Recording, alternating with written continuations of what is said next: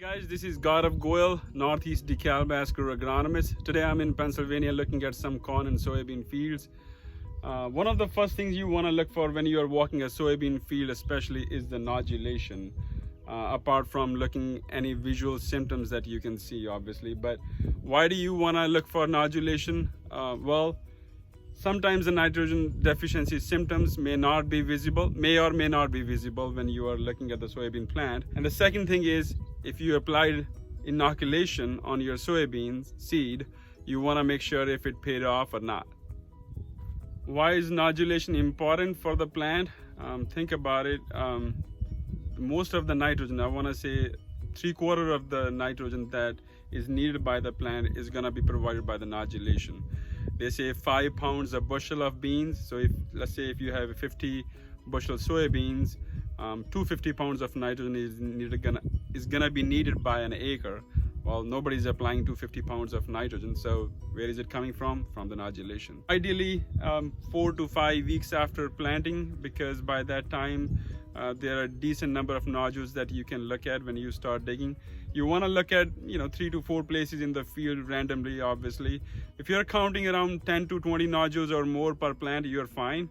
If you have anything less than that, you might want to come in a week or so afterwards. One thing that you want to look for is the color of the nodules as you cut them open. You want to see white to pink colored. White means they are not fixing nitrogen yet, but if they are pink, they are fixing nitrogen.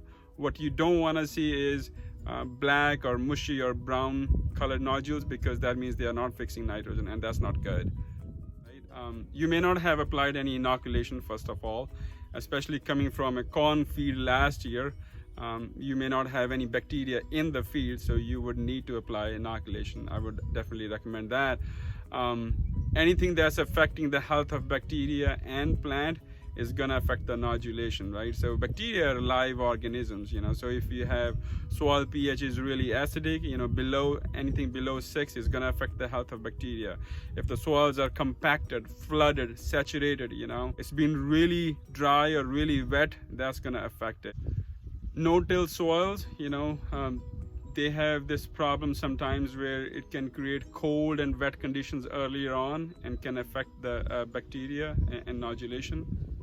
And let's say if you have some nitrogen left over from the field from last year, for some reason the pods didn't fill, or if you had corn, the corn ears were not big enough and some of the nitrogen was left over in the field, well, that could affect the bacteria or the nodulation going over in these soybeans this year. Thank you for watching, guys.